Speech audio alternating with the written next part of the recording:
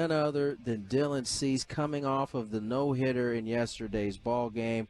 First, Dylan, how have you gotten any rest? I assume you got a lot of messages yesterday. Yeah, I got. I'm still going through them, texts and social media and whatnot. Yeah, I got a little bit of rest. I definitely went to sleep late last night. I've watched a lot of highlights and a lot of stuff pertaining to yesterday. It's still just so surreal to watch, but yeah, I'm a little tired today, but I'm in a good mood, I must say.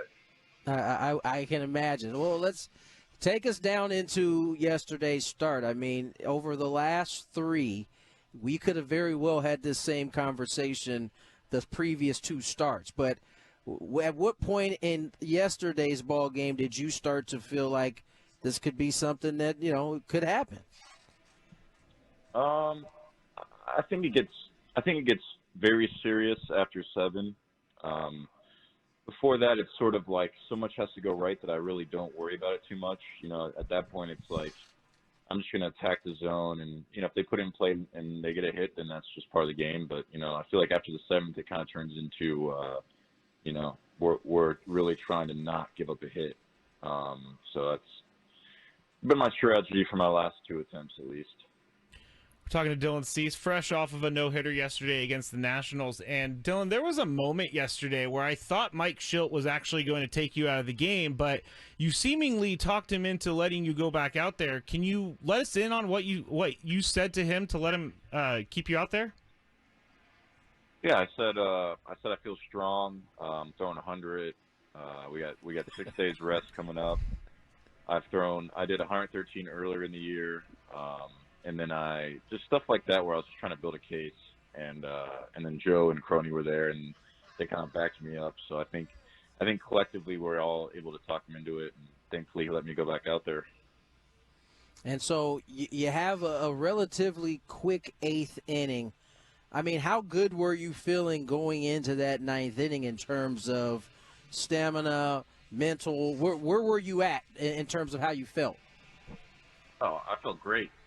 At that point it was just, is destiny going to be on my side or not? But I feel like I was in a very good position to do it.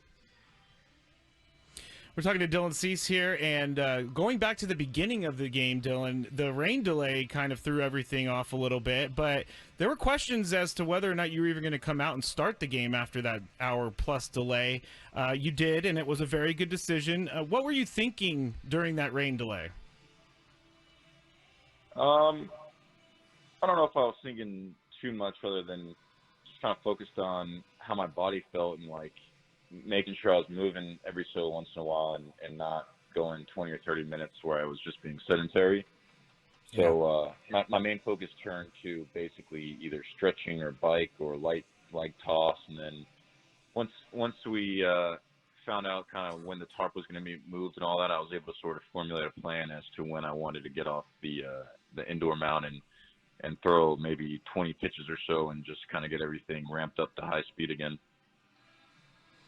Dylan Cease joins us here on Gwynn and Chris. And Dylan, as I mentioned, over the last 3 starts, you have been just phenomenal as it pertains to, throwing the ball off the bump. You went through a little bit of a rough patch there, and it never seemed like you were throwing the ball all that bad. Sometimes it was just, one or 2 bad pitches in an outing. But what has happened in these last 3 starts that has you so dialed in right now? Yeah, I think the biggest thing was just a mechanical change I made where I'm keeping my glove close to my body, and for whatever reason, I think it's harder for the batters to pick it up, and it's making me sync up to where I'm throwing harder and my stuff's sharp, and for the most part, I'm executing better just in general. So, it's kind of one of those things where I was just for 2 months I was just trying to find it, and then finally we got it syncing up, and right now the results have been really good. Yeah, they've been fantastic so far, and as we're moving into the second half of the season, Dylan, obviously you guys aren't at 100% to this point. I mean, how important is it for this staff to I don't know necessarily be able to go this like they have the last couple times around, but how important is it for you guys to continue to throw the ball as well as you guys have? Oh, it's extremely important. I mean, it pretty much sets the tone.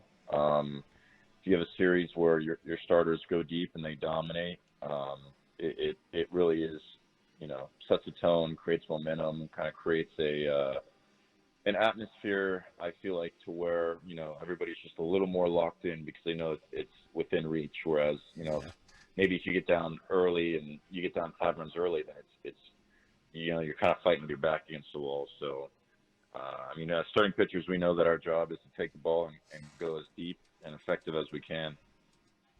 Talking to Dylan Cease here on 97.3 The Fan, and you just said you were making adjustments, you're holding your glove closer to you. I never really thought about like making adjustments during the season. I just think of a pitcher being able to just pitch, but how often are you making adjustments? Or is it just once you find something you stick with it and hope it works for forever?